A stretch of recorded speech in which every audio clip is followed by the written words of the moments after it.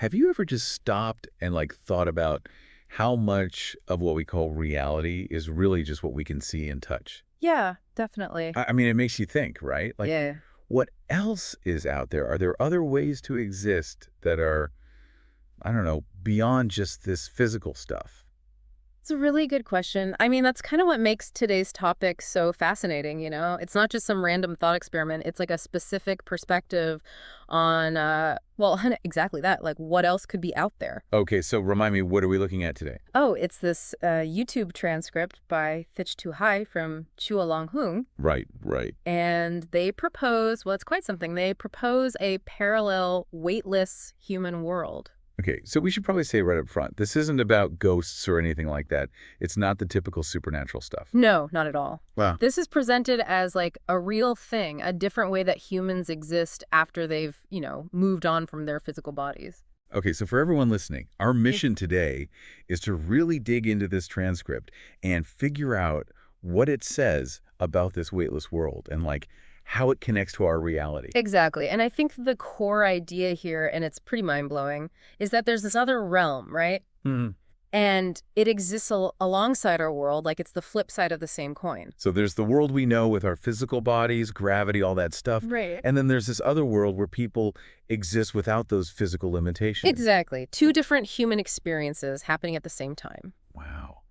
And the transcript goes into some really wild details about life in this weightless world. Hmm. So imagine having your consciousness, all your emotions, joy, sadness, even anger, but without the constraints of a physical body. You wouldn't need to eat, there wouldn't be day or night, and the aging process, even death as we know it, wouldn't apply.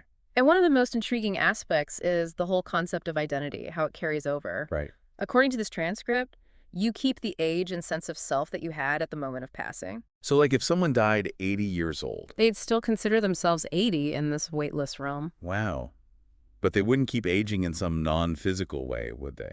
No, it seems like time works a little differently there. Okay, so this next part I found super interesting.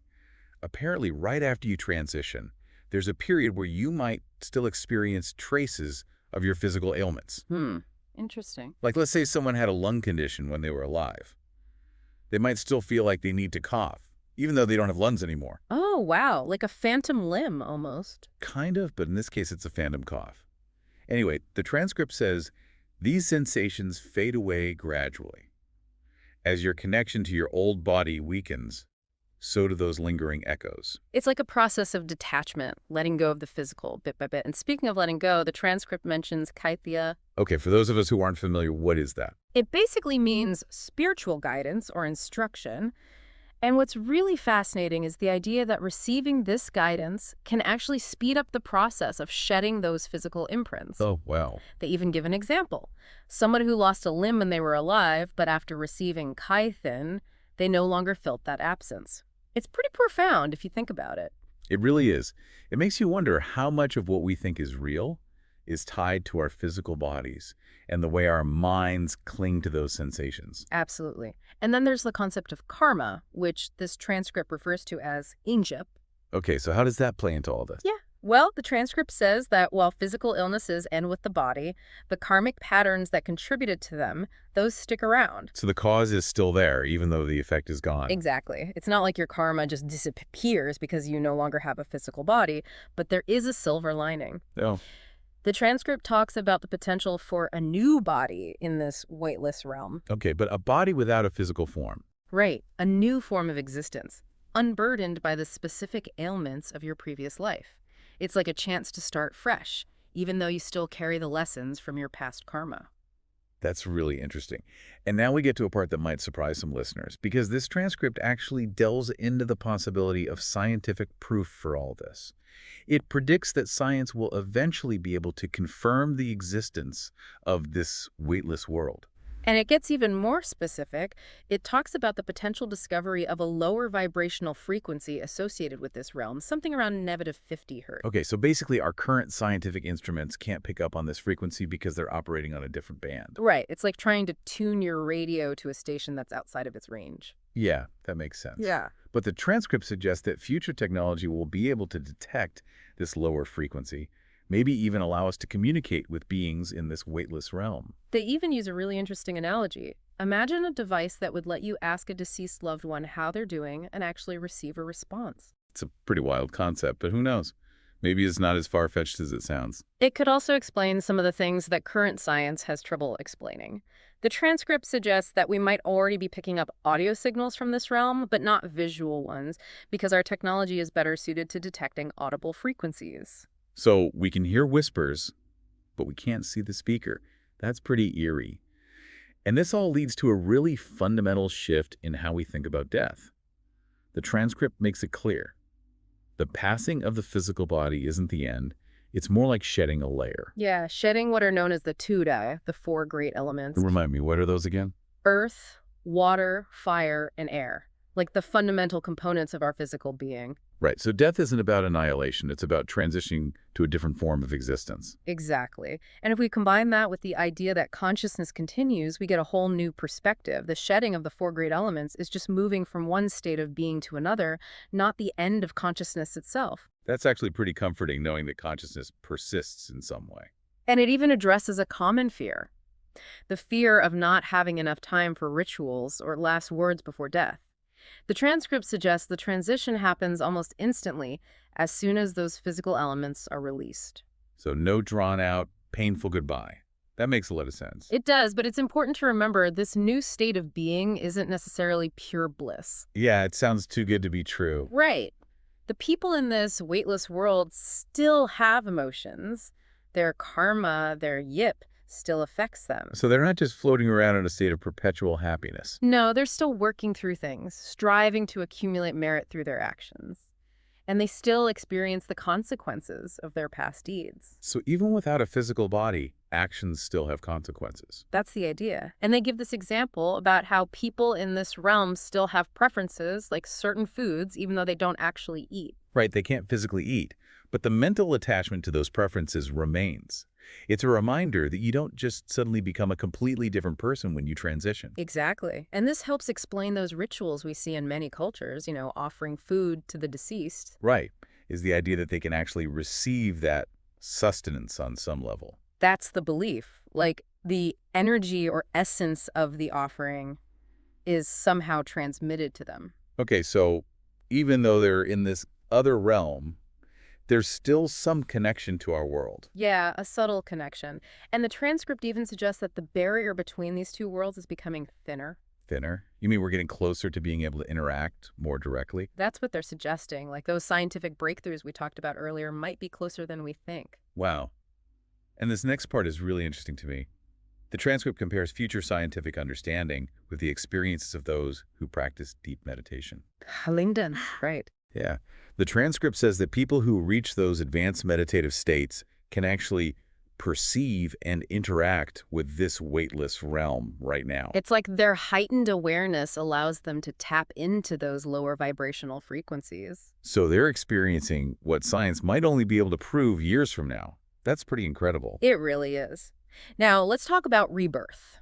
Okay, how does this transcript define rebirth? Well, it's not limited to being born back into a physical body. It can also be transitioning into a new state of existence, shaped by your karma, your inyip. So rebirth could mean a new physical life, Right. or it could mean moving to a different level within this weightless realm. Exactly. It's all about those karmic patterns playing out. And when you hear about different realms, the human realm, heavens, hell realms, all of those, they're not so much separate places as they are states of consciousness. Okay, so your karma determines which state of consciousness you experience. Right. Exactly. And it's important to understand each unfolding of a karmic consequence, each segment of exeep, it's an opportunity for growth, not just a punishment. So even the difficult experiences are chances to learn and evolve. Exactly. It's not just a pointless cycle of birth and death. Now, when the transcript talks about receiving a new body, nin then tu dai mu. Which literally translates to receiving a new body made of the four great elements. Right. It's not always about a physical body. It could also refer to a new form in that weightless realm. Okay, so that's why the broader term rebirth is used. Right. And the transcript also touches on what happens between lives, the intermediate state. Which is called Den Trung, if I remember correctly. That's right. And how long you stay in that state before moving on to something new, well, that depends on your karmic momentum. Makes sense. Now, can we talk about ancestors? This transcript mentions them quite a bit. Yeah, cool contacto. You're right, the 7 generations of ancestors. Right, and the transcript says they can actually appear to you when you transition, especially if you haven't reached a level of spiritual development that allows you to transcend that human-like consciousness. It's like there's a connection based on shared karma. Shared quant yip tup. Exactly. So these ancestors might guide you or even invite you to join them in that weightless realm. So it's kind of like a family reunion in the afterlife, except it's based on those karmic ties. That's one way to think about it. And the size and spiritual advancement of your ancestral lineage plays a role too. But what's really important is that even if you don't have this big spiritually evolved family tree, you can still have a positive experience in this realm. How so? It's all about the merit you've accumulated through your own actions and spiritual practices. It's like if you have a lot of personal wealth, you can afford a nice place to live, regardless of your family's financial situation. That's a good analogy. So it's not all about who you're related to, it's also about what you do with your own life. Exactly. And that brings us to the idea of kusia, the ceremonies and rituals that people perform for the deceased. Okay, so what's the purpose of those? Are they meant to send people straight to heaven? Not quite. The transcript explains that it's more about transferring merit to those in the weightless realm. So the living can actually help improve the conditions of those who have passed on. That's the idea. Think of it as sending support across dimensions. The merit you transfer can help provide better sustenance, create more comfortable surroundings, even alleviate suffering. Wow, that's pretty powerful. It is. It's about offering assistance, even though we can't physically be there with them. So it's not about trying to force a particular outcome, but more about helping them on their journey. Exactly. And the transcript even suggests that this merit transfer can give them access to spiritual teachings. So the good deeds of the living can help the deceased continue to learn and grow spiritually. Precisely. It's all about fostering their continued development. That's really beautiful. So as we wrap things up, I want to ask our listeners, what do you take away from all of this? The transcript is very clear on one point. Cause and effect are real. Karma is real. Absolutely. And I think understanding these concepts really highlights how important our actions are. What we do in this life matters, not just for ourselves, but for others, both in this world and in the next. Right. Cultivating merit through kindness, ethical behavior, and spiritual practices, that's going to have positive impact on your experiences no matter where you end up. Exactly. It's like investing in a future that extends beyond this physical lifetime. And on a more hopeful note, this transcript ends with a really positive outlook on humanity's spiritual evolution. It suggests that we're in a period of great advancement right now. Really? Why is that? It says there are many enlightened beings and bodhisattvas individuals dedicated to helping others achieve enlightenment who are incarnating right now to guide us. So we're not alone in this journey. Not at all. And what's really cool is that this positive energy isn't limited to the physical world. You mean those in the weightless realm can benefit too? That's the idea. It's like a ripple effect spreading outwards. Wow. I hadn't thought of it that way. And there's also the suggestion that advanced beings in the weightless realm can actually interact with and influence our world. So they can help us from that side. Yeah, maybe offer protection, guidance, or even, well, maybe contribute to consequences for negative actions. It's all very interconnected. It definitely paints a picture of a much more complex reality than we typically think about. Yeah. So to wrap up our deep dive today, we explored this fascinating concept of a parallel human world, a weightless realm where consciousness and karma continue, even after our physical bodies are gone.